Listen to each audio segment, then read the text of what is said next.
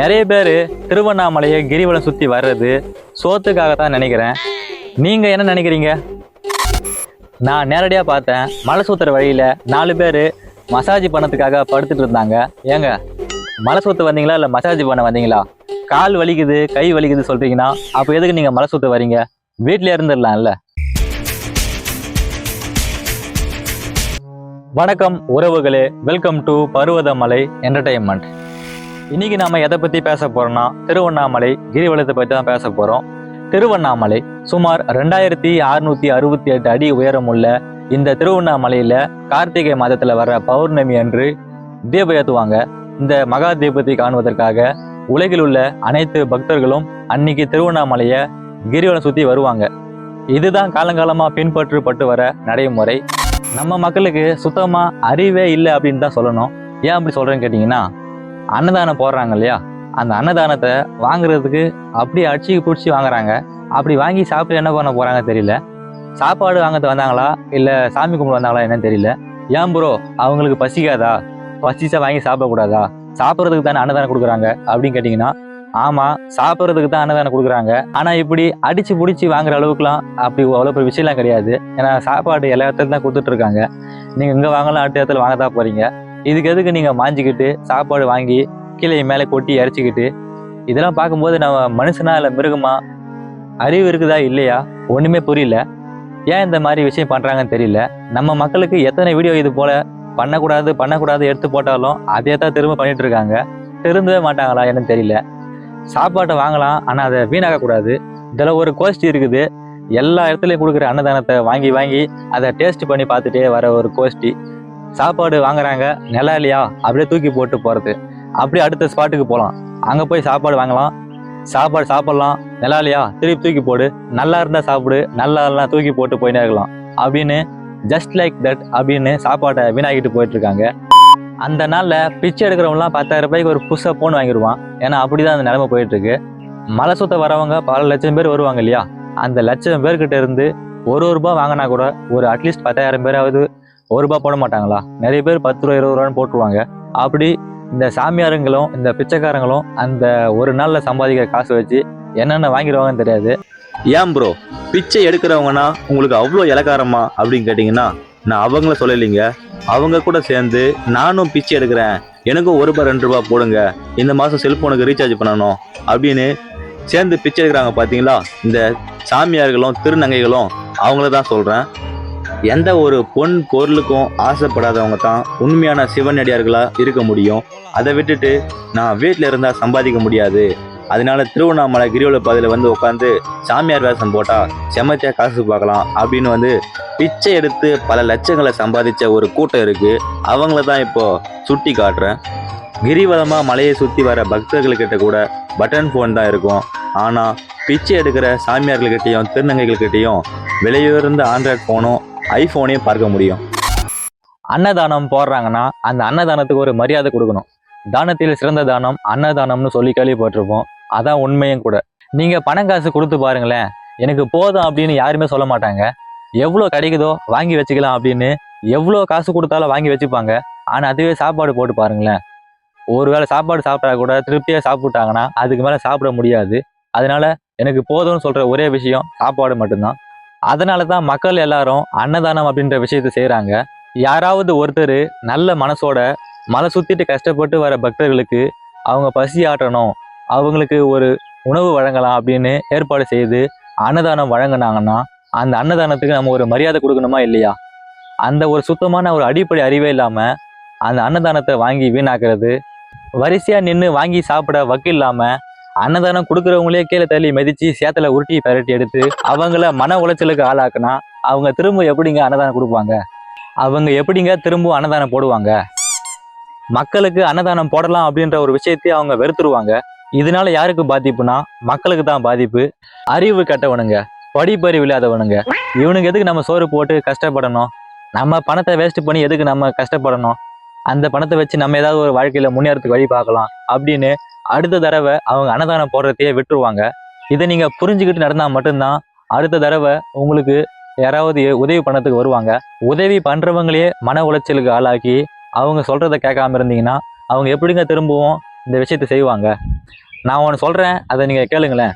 இப்போது கிரிவலமாக மலையை சுற்றி வர பக்தர்களுக்கு அன்னதானம் அப்படின்ற ஒரு விஷயம் மட்டும் இல்லைன்னா சாப்பாடே போட முடியாதுப்பா. நீங்கள் எங்கேயாவது வழியில் இருக்கிற ஹோட்டலில் வாங்கி சாப்பிட்டுக்கோங்க அப்படி சொல்லிட்டாங்கன்னா நீங்கள் என்ன பண்ணுவீங்க?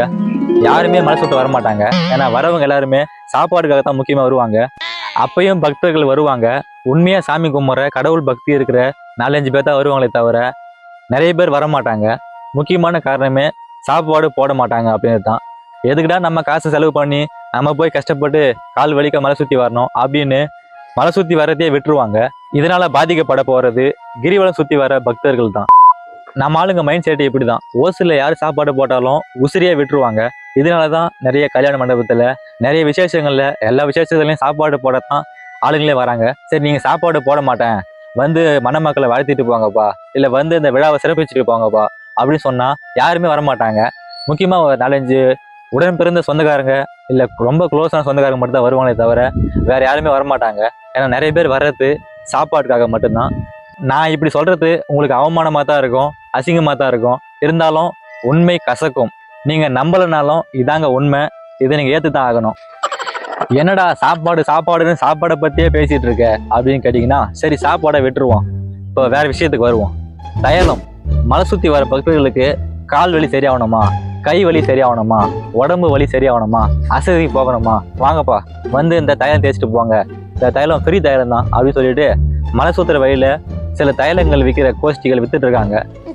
ஐயோயோ இன்னைக்கு கால் வலிக்குது, ஏன்பா அந்த தைலம் கொடுப்பா, தேய்ச்சிட்டு நிலகதா பார்க்குறேன் அப்படின்னு சொல்லிட்டு தைலம் ஃப்ரீன்னு சொன்னதும் ஒரு கூட்டம் ஓடுது பாருங்க, செம்ம கூட்டம் ஓடுது. மலை சுற்று வரவங்கெல்லாம் தைலம் வாங்கி தேய்க்கிறதுக்கு தான் ஓடுறாங்களே தவிர சாமி பார்க்கறதுக்கு வேறு ஓடல. அடிச்சு பிடிச்சி ஓடி போய் அந்த தைலத்தை வாங்கி தேய்க்கிறாங்க. தேய்ச்சிட்டு கால் வலி சரியாயிடுச்சா அப்படின்னு பார்க்குறாங்க. அந்த நேரத்தில் அந்த தைல கம்பெனிக்காரன் வெறும் 50 ரூபா தான் வாங்கின்னு போங்கப்பா, நீங்கள் எப்போ வேண்டுமானாலும் இந்த தைலத்தை தேய்ச்சிக்கலாம், வாங்கிக்கோங்கப்பா, வெறும் 20 ரூபா தான், வெறும் 50 ரூபா தான் அப்படின்னு சொல்லிட்டு அப்படியே அவங்க தைலத்தை ப்ரமோஷன் பண்ண ஆரம்பிச்சிருவாங்க. அப்படியே அவங்க வியாபாரத்தை ஓட்டுருவாங்க. இப்படி அவங்க வியாபாரம் பண்ணதுக்கு அவங்க யூஸ் பண்ணுற ஒரு டூக் மெத்தட் தான் இந்த ஃப்ரீ தைலம் சொல்லி சாம்பிளுக்கு கொஞ்சம் கொடுத்து அதை மக்கள் காலில் தேய்ச்சி அவங்க கால் வலியை போக்குற மாதிரி சும்மா ஒரு ஆக்ஷன் பண்ணி அவங்கள வாங்க வச்சுருவாங்க. எப்படியா இருந்தாலும் இதுக்கு போய் முண்டி அடித்து ஓடி மக்களை மிதித்து கீழே தள்ளி அவங்க மேலே ஏறி மிதித்து ஓடி போய் அந்த தைலத்தை வாங்கி தேய்ச்சிட்டு இருக்காங்க. இதெல்லாம் என்ன சொல்லுதுன்னே தெரியல. ஏங்க கால் வலிக்குது கை வலிக்குதுன்னா எதுக்கு நீங்கள் மலை சுத்த வரீங்க? அதுக்கு நீங்கள் பேசாமல் வீட்டிலே இருந்துடலாம்ல. சேத்துல இறங்கி மீன் பிடிக்கிறதா முடிவு பண்ணியாச்சுன்னா கல்லும் முள்ளும் குத்த தான் செய்யும், கால் வலிக்க தான் செய்யும். அதுக்காக ஐயோ அம்மா குத்துதே கொடையுதேன்னு சொன்னா அது எப்படிங்க? அது போலதான் மலை சுற்றி வர்றதும் கால் வலிக்க நடந்து போய் சுற்றி தான் ஆகணும் அப்படின்னு முடிவு பண்ணியாச்சுன்னா சுற்றி தான் ஆகணும். அதை விட்டுட்டு எனக்கு கால் வலிக்குது கை வலிக்குது, நான் போய் மசாஜ் பண்ணிட்டு வரேன், நான் போய் இந்த மருந்து தேய்ச்சிட்டு வரேன் அப்படின்னு போனால் அதெல்லாம் ஒரு உண்மையான பக்தியே கிடையாது. இதில் என்ன கொடுமைனா, கஷ்டப்பட்டு மலை சுற்றி வர பக்தர்கள்கிட்ட அம்மா கால் வலிக்குதா, இந்தாங்கம்மா செருப்பு, இந்தாங்கம்மா இதை போட்டுன்னு போங்கம்மா காலே வலிக்காது, இந்தாங்கப்பா ஷூலேஸு, இதை மாட்டின்னு போனீங்கன்னா உங்களுக்கு காலே வலிக்காதுப்பா அப்படின்னு சொல்லி சம்பந்தமே இல்லாமல் ஒரு கோஷ்டியை வியாபாரம் பண்ணிட்டு இருக்கோம். அதை பார்த்துட்டு உண்மையான பக்தி இருக்கிற மக்கள் என்ன சொல்லுவாங்கன்னா, ஏன்பா செருப்பு போட்டால் கால் வலிக்காதுன்னு எங்களுக்கு தெரியாதா? நாங்கள் எதுக்கு கஷ்டப்பட்டு கிரிவலமாக சுற்றி வர்றோம்? அருணாச்சலேஸ்வரர் அருள் வாங்கிறதுக்கு தானே. எனக்கு செருப்பும் வேணாம் ஒன்றும் வேணாம் நீ போப்பான்னு சொல்லிடுவாங்க. ஆனால் சும்மா டைம் பாஸுக்கு இல்லை சோத்துக்கு வர்ற கூட்டம் என்ன சொல்லுவாங்கன்னா, ஐயோ கொடுப்பா கால் வலிக்குதுப்பா, அந்த செருப்பை கொடுப்பா, அந்த ஷூலேஸை கொடுப்பா அப்படின்னு சொல்லிட்டு அதை வாங்கி மாட்டிட்டு திரிவாங்க. வயசாயிருச்சுப்பா, என்னால் நடக்கவே முடியாது, நான் என்ன பண்ணுறது, செருப்பை போட்டு தான் வந்தாகணும் அப்படின்னு சொல்லிட்டு சில வயசானவங்க செருப்பை போட்டு வருவாங்க. அவங்கள குறை சொல்கிறதுக்கு ஒன்றும் கிடையாது.